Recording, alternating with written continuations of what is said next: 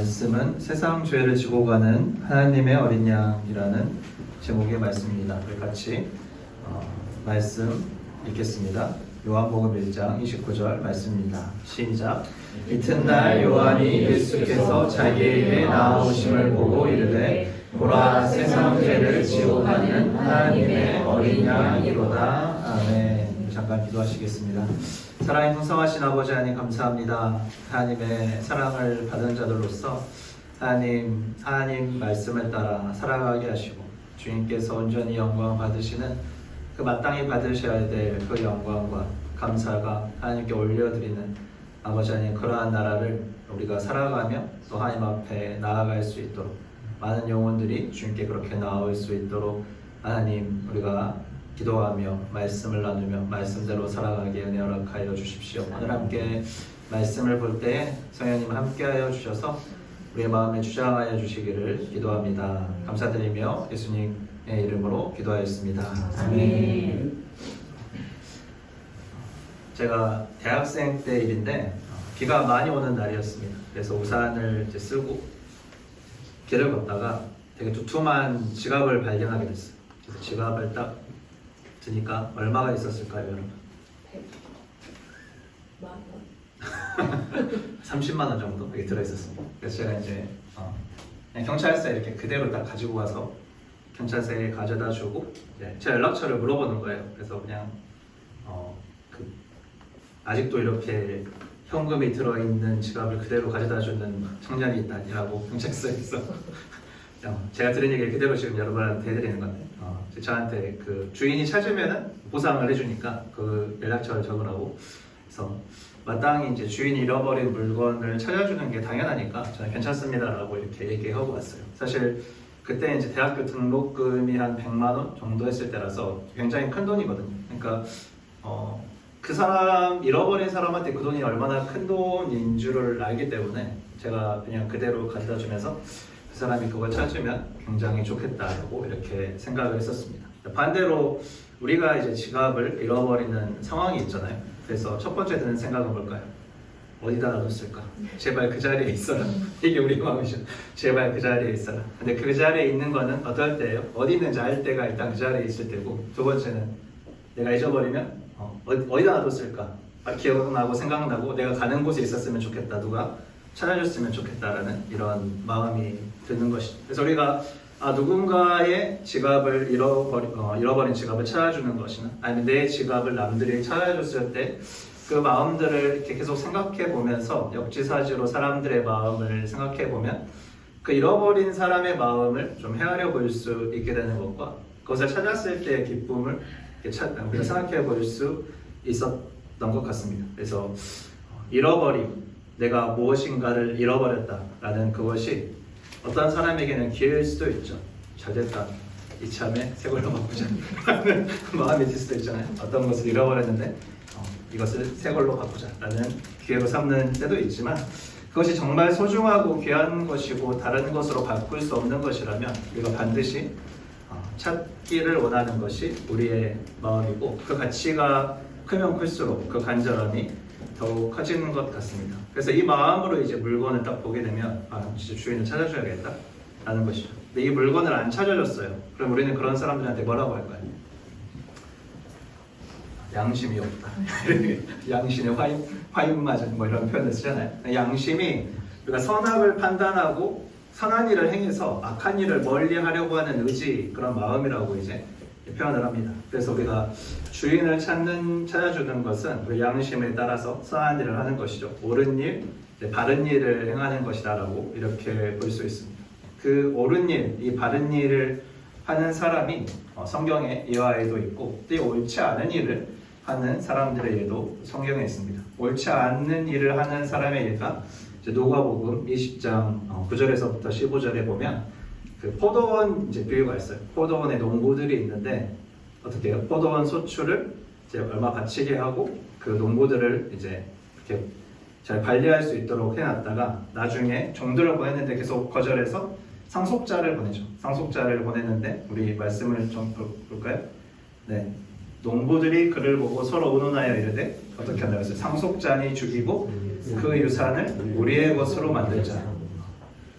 아들이 오니까 저 사람 상속자가 죽으면 물려줄 사람이 없으니까 결국에 저거는 이제 내 거가 되겠다라는 마음인 거죠. 그래서 포도원 밖에 내쫓아서 죽입니다. 생각만 한 게 아니라 서로 의논을 하고 실제로 죽이죠. 그런즉 포도원 주인이 이 사람들을 어떻게 하겠느냐라고 이야기합니다. 이 포도원은 이제 구약 성경에서 이스라엘 백성들을 흔히 나타내는 그런 상징이죠. 그래서 이 포도원을 얘기하면서 상속자를 죽이는 것은 우리가 어떻게 알고 있어요? 예수님을 실제로 유대인들이 죽였다라고 우리가 그렇게 믿고 있습니다. 그 말씀 다음에 보면은 이 말씀이 있는데 한번 읽어볼까요? 시작. 그런데 그들을 보시며 이르시되 그러면 기록된 바 건축자들의 버린 돌이 모퉁이의 머릿돌이 되었느니라 함이 어찌미냐.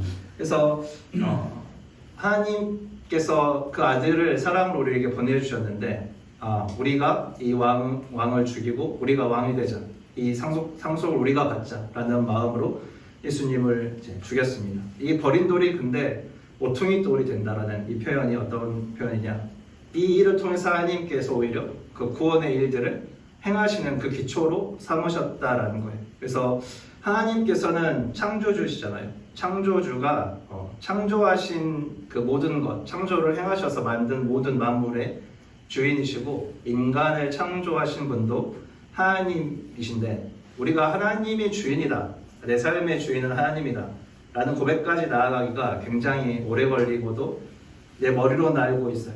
그런데 의식도 알고 있죠. 입으로도 고백해요. 하나님이 내 인생의 주인이지 라고 얘기하지만 실제 선택의 순간에 정말로 내가 무엇인가 내려놓아야 되는 순간에 하나님이 주인이 되지 않는 경우가 되게 많습니다. 마찬가지로 이 피조물들이 창조주를 기억하고 하나님께 영광을 돌리지 않고 창조주를 거역하고 심지어 그의 아들을 죽이고 내 것을 취하고자 했다라는 것이 우리 인류 가운데 있는 죄죠. 이 옳지 않은 일들 가운데 버려진 돌, 죽임당한 예수님이 오히려 하나님의 은혜가 되었다라는 것, 이것을 우리가 지금 같이 보고 있는데 우리 고린도전서 15장 20절에서부터 22절 말씀을 함께 보겠습니다. 네. 그러나 이제 그리스도께서 죽은 자 가운데서 다시 살아나사 잠자는 자들의 첫 열매가 되셨도다. 사망이 한 사람으로 말미암았으니 죽은 자의 부활도 한 사람으로 말미암는도다. 아담 안에서 모든 사람이 죽은 것 같이 그리스도 안에서 모든 사람이 삶을 얻으리라 라고 이렇게 표현이 되어 있습니다. 그래서 죽임을 당하셨는데 그분이 죽으시고 부활하셔서 사람들이 이제 깨닫게 되는 거예요. 죽음이 끝이 아니구나. 죽음 이후에 삶이 있구나. 하나님께서 죽으시는 것은 그냥 죽으시는 것이 아니라 거기에 무엇인가 이유가 담겨 있고 그것을 통해서 우리가 경험하게 되고 알게 되는 것이 있다라는 것을 우리가 보게 됩니다. 이것이 우리가 부활의 주님을 계속해서 묵상했던 것이죠. 이 주님께서 모든 사람이 이렇게 삶을 얻고 살아가려고 하는 그 상황 가운데서 사람들은 살려고 노력하는 거예요. 생명의 창조주인 그분이 삶을 내려놓고 그런데 다시 부활하셨다. 이 메시지가 사람들에게 큰 질문이 돼야 되는 거죠. 왜? 우리는 살아가려고 노력하는데 하나님은 죽음의 길을 걸으셨다 라고. 그 이유는 죽음을 이기실 수 있다. 그래서 우리는 살아가려고 하는 것은 죽지 않으려고 노력하는 거지만 주님은 죽어도 그 죽음을 이기실 수 있는 분이시다. 그래서 참 주인을 너희가 올바르게 찾게 되면은 우리에게는 구원에 이르는 영생, 그 영생의 은혜가 있다라는 것이죠. 이 옳은 일을 하신 분이 바로 예수 그리스도입니다. 하나님께서 마땅히 받으셔야 되고 하나님께서 주인이 되시도록, 하나님께서 잃어버린 우리를 다시 찾으시도록 일하신 분이 예수 그리스도라는 것이죠. 이런 예수님을 보면서 오늘 본문 9절 한번 읽어보겠습니다. 세례 요한이 이렇게 이야기합니다. 시작. 이튿날 요한이 예수께서 자기에게 나아오심을 보고 이르되 보라, 세상 죄를 지고 가는 하나님의 어린 양이로다. 예수님을 보니까 어린 양이 보이고 그 어린 양은 세상의 죄를 다 짊어지고 가는 어린 양이었습니다. 그래서 이 구원에 대해서 왜 양으로 이렇게 설명을 할까? 이스라엘이 어떤 삶을 살았냐면 그 땅이 이제 척박하니까 농사를 짓진 않고 양과 염소를 키우면서 목축 생활을 했어요. 그러니까 제일 가까이 있는 게 뭐 있어요? 양인 거죠. 누구나 다 볼 수 있는. 이 양을 통해서 비유를 하면은 많은 사람들이 다 이해할 수 있습니다. 예를 들어 선생님들이 있어요. 선생님들, 초등학교 오늘 어린이 선생님들, 어린아이들이 말을 안 듣습니다 라고 설명하면 쉽게 이해가 되죠. 이 일이 어느 정도 안 되냐면 어린아이들이 말을 안 듣는 것처럼 안 돼요 라고 얘기하면 이렇게 가슴이 확 와닿죠. 진짜 안 되나 보다 이렇게 와닿는 것처럼 이렇게 표현하는 거예요. 이사야서 53장 6에서 7절에 우리는 다 양 같아서 그릇 행하여 각기 제 갈 길로 갔거늘 여호와께서 우리의 모든 죄악을 그에게 담당시키셨도다. 양 같아서 다 각기 제 갈 길로 갔다라고 표현을 하면 이제 이스라엘 사람들은 다 아는 거예요. 이 양이 얼마나 자기 가고 싶은 대로 가고 멋대로 가는지, 우리가 바로 그런 양이구나 라는 것을 이제 알게 되는 거죠. 여호와께서 우리의 모든 죄악을 그에게 담당시키셨도다. 이 표현과 그가 곤욕을 당해도 또 괴로워할 때도 그의 입을 열지 아니하였으며 마치 도수장으로 끌려가는 어린 양과 털 깎는 자 앞에서 잠잠한 양같이 그의 입을 열지 아니하였도다. 이 도수장으로 끌려가는 양과 털 깎는 자 앞에서 잠잠한 양을 이스라엘 사람들이 모를까요? 알겠죠. 네. 양은 사실은 힘이 없어서 이렇게 털을 밀고 자기를 죽이러 가는데 그냥 따라가는 이러한 모습을 생각하지만 이 조용히 끌려가는 양의 연약함이 아니라 예수님은 하나님의 아들로서 왕으로 이 땅에 오셨는데 다 이루실 수 있는 분이시지만 그렇게 조용히 끌려가셨다라는 거예요. 조용히 끌려가시고 잠잠하셨다. 근데 그 예수님을 통하여서 우리는 뭐라고 얘기하냐면 어린 양 희생 제물을 이제 보게 하는 거죠.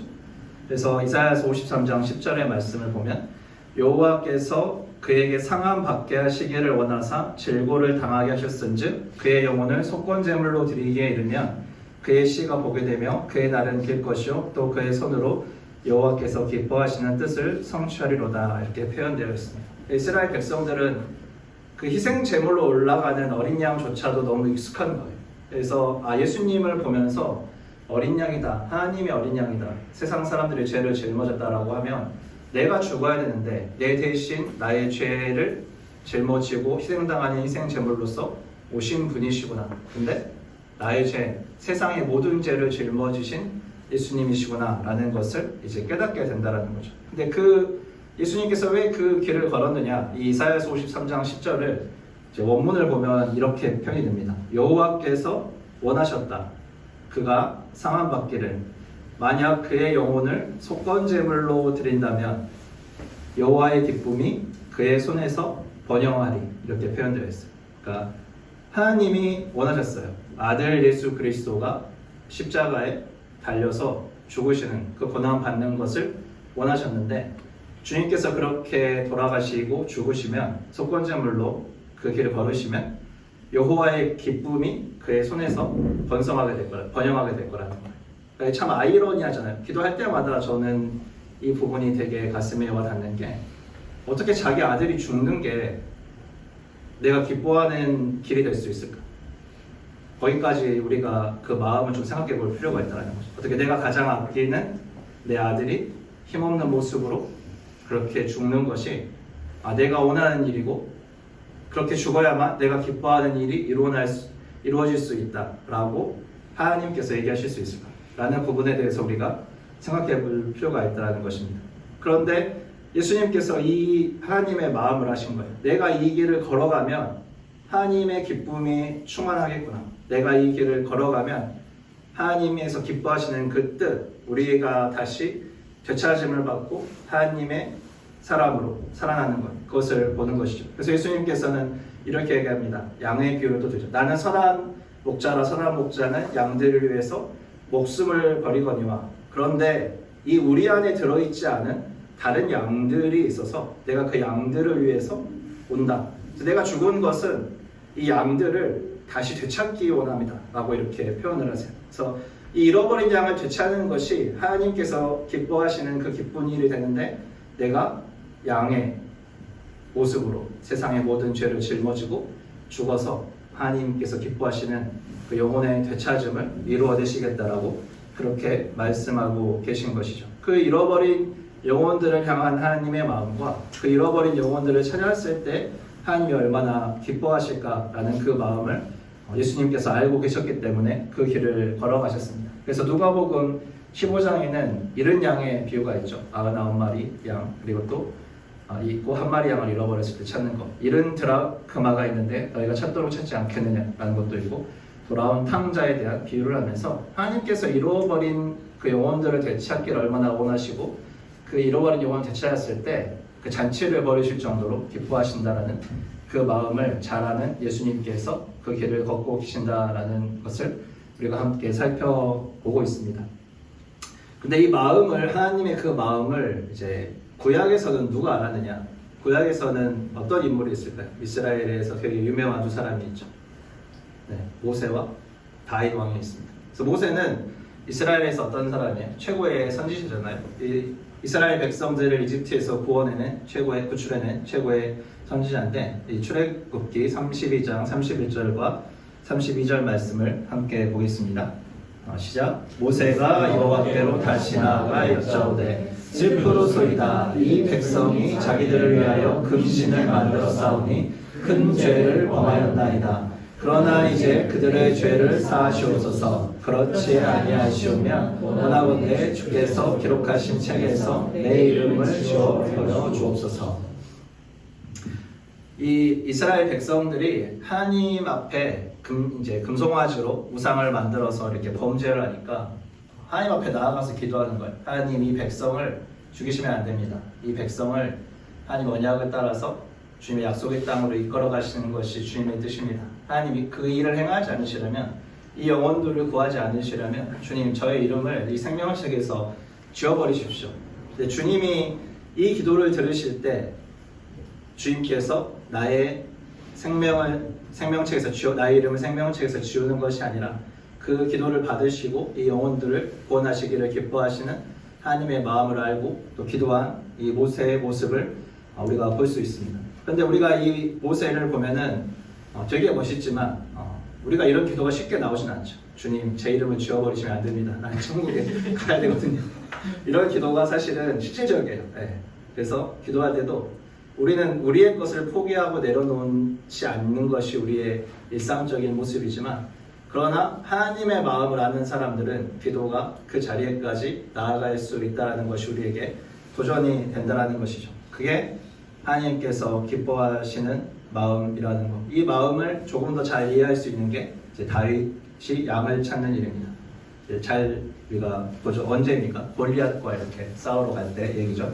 자, 사무엘상 17장 34절에서부터 35절 말씀을 보면, 다윗이 사울에게 말하되 주의 종이 아버지의 양을 지킬 때 사자나 곰이 와서 양떼에게 새끼를 물어가면 내가 따라가서 그것을 치고 그 입에서 새끼를 건져내고 그것이 일어나 나를 해하고자 하며 내가 그 수염을 잡고 그것을 쳐 죽였나이다. 양을 지킬 때 사자와 곰이 왔어요. 여러분들, 사자와 곰이 여러분들 앞에 딱 있으면은 당장 얼어붙겠죠, 저희는. 근데 가서 그 수염을 잡고 쳐 죽이면서 새끼를 건져냈다라는 이 표현이, 그 다윗이 나중에 이스라엘 백성들의 왕이 되었을 때 이 다윗의 행동들을 쭉 봤던 사람들은 어떤 생각을 가졌을까요? 아, 다윗이 우리의 왕이면은 이 양들을 그 사자와 곰의 무리에서 구해왔던 것처럼 이 사람이 우리의 왕이 되면, 이 사람이 우리의 왕이면은 우리가 그렇게 위험에 빠질 때 적극적으로 달려가서 우리를 구해주겠구나.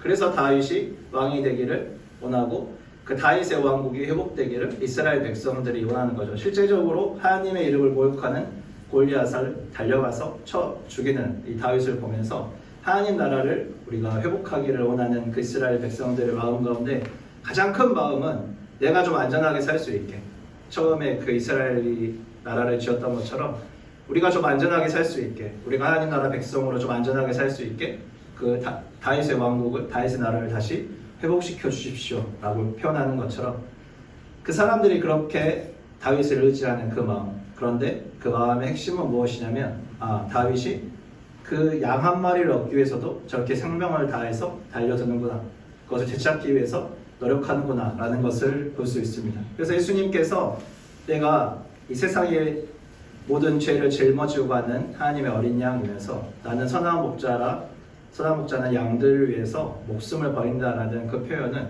예수님께서 그 이스라엘 백성들이 바라는 그 모습으로 너희들의 영혼을 구원하기 위해서 오신 분, 하나님께서 잃어버린 것을 찾아내기 위해 오신 분이다라는 것을 계속해서 말씀해 주시는 것이죠. 그래서 우리가 살펴본 이스라엘에서 그렇게 많은 이스라엘 백성들이 그 귀하게 여기는 그들의 선조들 모세와 다윗이 하나님의 마음을 알고 예수 그리스도께서 우리를 얼마나 사랑하시고 우리를 위해 그 생명을 버리시는가, 그 잃은 양을 찾기 위해 99마리의 양을 두고 나아가시는 그 목자의 사랑을 잘 담고 있는 사람들이다라고 예를 보여주고 있습니다. 이 사랑의 그 마음을 안다, 그 하나님의 그 마음을 안다라는 것은 우리가 이렇게 물불 가리지 않고 뛰어들게 만드는 것이죠. 어디에서 우리는 이런 사랑을 제일 쉽게 알 수 있을까요? 우리는 가정의 날이죠. 가족에서 부모님들의 사랑을 보면 자녀들을 향해서 아낌없잖아요. 나는 안 먹어도 괜찮은데 우리 자녀들은 먹어야 된다. 이게 사실 우리 부모님들의 마음이잖아요. 내가 좀 덜 입어도 괜찮은데 우리 자녀들은 기죽이고 싶지 않다라는 게 부모님들의 마음이잖아요. 우리가 이렇게 부모님에 대해 마음에 얘기하면은 부모님은 정말 이렇게 희생으로 사랑하시지라고 우리가 쉽게 이해하는 것처럼 이스라엘 백성들한테 양으로 이야기하는 것은 그렇게 다가온다는 거예요. 하나님이 이렇게 우리를 돌보시는구나. 우리가 이렇게 제 갈 길로 갔구나. 저분이 우리의 죄를 정말로 짊어지고 대신 죽으셨구나 라는 그 뜻들이 풀어진다는 것입니다. 예수님께서 그러한 마음으로 하나님의 그 사랑을 담은 그 마음으로 이 길을 쭉 걸어오시는 그 길을 걸으셨을 때 이제 이 구약의 시대를 지나서 지금 이 시대에 우리가 살아가는 시대에 있어서 예수님의 은혜를 경험한 자들이 어떻게 그 길을 따라가고 있는가, 어떻게 그 잃어버린 영혼들을 향해서 나아가고 있는가를 우리가 지난주에 또 함께 묵상하였죠. 우리가 계속해서 지금 이 부활과 복음에 대해서 이야기하면서 복음을 전도해야 된다라고 얘기하는데 그것이 점점 마음이 이렇게 모아지고 있는 것 같아요. 계속해서 우리가 그 구원의 자리로 나아갈 그 복음을 전하는 자리로 나아갈 수 있도록 그렇게 이야기하게 되는 것 같습니다. 이 생명의 복음을 전하는 것, 마치 잃어버린 물건을 찾아주는 게 당연히 옳은 일인 것처럼 이 사람들에 다 알려주는 게 너무 당연한 일이죠. 여러분들이 이제 중세시대로 딱 가면은 여러분들이 이제 지금의 지식을 가지고 중세시대로 갔어요. 중세시대는 사람들이 이제 흙을 딱 들어가지고 손을 막 씻는 거예요. 내 손이 너무 더러우니까 내 손을 깨끗하게 하고 밥을 먹어야겠어. 어떻게 한다고요? 흙을 딱 이렇게 한 줌 쥐어서 손을 막 이렇게 비빕니다. 마치 우리가 비누로 손을 씻는 것처럼 흙을 이렇게 딱 비비고 이제 내 손은 깨끗해졌으니 이제 밥을 먹습니다. 그 모습을 여러분들이 중세에 가서 옆에서 딱 보면 이제 무슨 얘기를 할까요? 여러분 제발 그러지 마세요라고 당연히 알려줘야 될 것들을 알려주려고 하겠잖아요. 그렇죠? 그러니까 이 선교사님들이 우리나라에 왔을 때 이제 그런 일들이 일어난 거예요. 어떤 일들이 일어났냐면 천연두, 그러니까 이 콜레라가 이렇게 실제적으로 질병이 일어났어요. 그러니까 사람들이 이 콜레라가 일어나니까 어떻게 행동했냐면 이거는 이제 쥐 때문에 옮기는 병이다. 이렇게 해석을 하고 어떻게 했다고요? 고양이 부적을 그림을 그려서 붙이고 이러면 나을거든. 여러분들 가서 뭐라고요? 지도사님? 지지야. 고양이 부적은 지지하라고 이렇게 얘기해야 되는 그런 상황인 거죠. 그래서 마땅히 이제 그분들은 가르친 거예요. 뭐라고 가르쳤냐면 여러분들 씻어야 됩니다. 청결을 유지하는 것이 중요합니다. 라고 해서 아픈 사람들을 청결하게 해주기 위해 본인들이 이제 씻기시는 거죠. 그러면서 신체적인 접촉들이 일어나고 본인들의 몸이 더러워지잖아요. 그래서 선교사님들이 결국에 어떻게 되셨습니까? 돌아가셔요. 오히려 그분들을 치료하라고. 근데 원래는 그 선교사님들을 향했던 그 시선이 어땠냐면 저 외국에서 머리 색깔이 이상한, 눈 색깔도 이상한 저 사람들은 사실 도깨비다. 그래서 어떻게 해요? 우리의 아이들을 잡아다가 아이들을 잡아먹고 그 뭐 눈을 빼서 그걸로 약을 만들고 약간 이런 험한 말들을 하면서 이제 배척하는 시대인 거죠. 그런 사람들 앞에 나아가서 여러분 이거는 잘못된 거예요. 바른 길을 걸어야 여러분들이 삽니다. 라고 얘기해 주는 그 메시지가 선교사님들의 삶에 담겨 있다는 거예요. 그래서 여러분들이 차윤두에 걸리고 콜레라에 걸렸지만 그거는 고양이 부적을 붙여서 낫는 게 아니라 여러분들 깨끗이 씻으면 낫습니다. 이 메시지를 마땅히 전해주는 그 선교사님들, 그리고 그 메시지를 전하고 그 사람들을 살리고 자신의 생명을 버리는 선교사님들을 향해 우리나라 사람들의 마음이 이렇게 열리면서 이 복음이 전해지기 시작하는 거예요. 그래서 예수님께서 말씀하시죠. 그 생명을 다한 그 사랑, 친구를 향해서 보여줄 수 있는 그 최고의 사랑, 그 사랑은 그 생명을 내어놓는 그 사랑이기 때문에 예수님께서 우리를 위해 생명을 내어놓으셔서 여러분들이 그 부적을 붙이고 제사를 지내고 그렇게 해서 여러분들이 구원을 받는 것이 아니라 여러분들을 위해 이미 십자가에 달려 돌아가시고 그 생명을 다하신, 하지만 죽음에서 살아나신 그 예수 그리스도를 믿어야 여러분들 구원을 받습니다라고 마땅히 전해야 될 그 메시지를 가지고 선교사님들이 이 땅에 오셔서 예수님의 그 길을 따라갔다라는 것을 우리가 지금 나누고 있습니다. 이 말씀을 이제 마무리하면서 그 연세대학교를 이렇게 쭉 가게 됐어요. 우리가 선교 140주년 이렇게 같이 얘기를 했잖아요. 그래서 연세대에 이제 하나님께서 마음을 좀 주셔서 기도하러 가야겠다. 그 땅을 이제 축복하고 기도하다 보면 학생들 사이에 섞여서 또 기도하다 보면 하나님께서 또 그 땅을 향한 마음을 주시겠지. 신촌을 향한 또 새로운 길들을 열어주시겠지. 지금은 알 수 없지만 일단 기도를 심자라는 마음으로 이렇게 갔습니다. 근데 갔는데 그날 딱 이렇게 플래카드가 현수막에 딱 걸려 있는 거예요. 그 연세대학교 설립 140주년 기념 이렇게 딱 하면서 그 기념회가 있다라는 게 딱 있어서 저는 이렇게 다가온 거죠. 아, 선교 140주년인데 연세대학교가 140주년이구나 라는 것들을 보면서 선교사님들이 어떻게 그 활동을 했을까, 어떻게 그 마음을 가지고 있었을까. 왔는데 대학을 세우고 병원을 세우고 마땅히 가르쳐야 될 것들, 마땅히 치료해야 될 것들, 마땅히 살려야 될 것들, 자신의 모든 삶을 다 버리고 온 그 길이 바로 예수님을 따르는 그 길이었구나 라는 것을 이제 보면서 쭉 기도하면서 이렇게 안으로 들어갔는데 그 대학 본부 앞에 그 언더우드의 동상이 있었어요. 그 사진을 좀 보여주실 수 있을까요? 이렇게 언더우드의 동상이 있습니다. 그러면 이 아래 이렇게 글씨가 있는데 이렇게 많이 써져 있어요. 이 다음 사진 보여주시면 네. 그래서 언더우드 1859년에서 1916년인데 뭐라고 되어 있냐면 Messenger of God, Follower of Christ, Friend of Korea 라고 이렇게 되어 있습니다.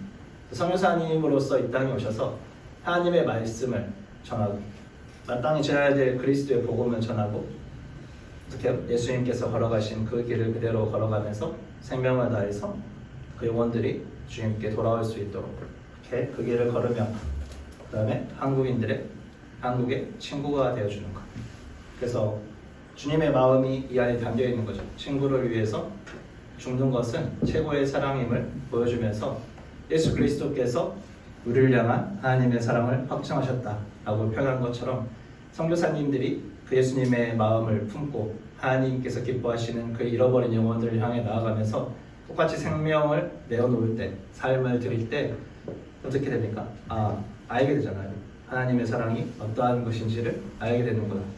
그런데 우리가 이 언더우드 선교사님의 이 사진을 보면서 다시 이 앞으로 사진 하나만 보여주시죠. 네, 앞에 사진 보면 손을 이렇게 딱 하잖아요. 근데 딱 앞에서 이제 기도하려고 딱 섰는데 그런 마음이 드는 거예요. 이렇게 초청하는 이 길을 같이 갈 수 있겠느냐라고 이렇게 초청하는 그런 마음이 딱 드는 거예요. 그런데 이제 제 안에 어떤 마음이 들었냐면 그런데 너가 생명을 다해서 그렇게 사람들한테 그리스도의 길을 따라가자라고 전하려면 그것을 가르치는 사람들이 먼저 그 길을 가야 되지 않겠느냐라는 이제 마음을 주시는 거예요. 그래서 이 동상을 보면서 그 앞에서 기도하면서 내가 하나님 앞에서 다시 한번 내 삶을 점검하고 하나님 잃어버린 영혼들을 향해서 내가 주님 예수님을 따라갔던 이 믿음의 선조들과 같이 제가 다시 한번 주님 이 길을 잘 따라가고 싶습니다라고 기도하는 시간들을 가졌습니다. 그래서 이 마음을 오늘 좀 나누고 싶었고,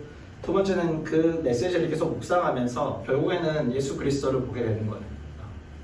우리에게 이 복음을 전하시기 위해서 예수님께서 먼저 생명을 다해서 십자가에 돌아가시고 나서 말씀하시는구나, 나를 따라오라 라고 주님께서 말씀하시는구나 라고 그렇게 우리가 예수 그리스도를 다시 바라보는 그런 묵상을 해보게 되었습니다.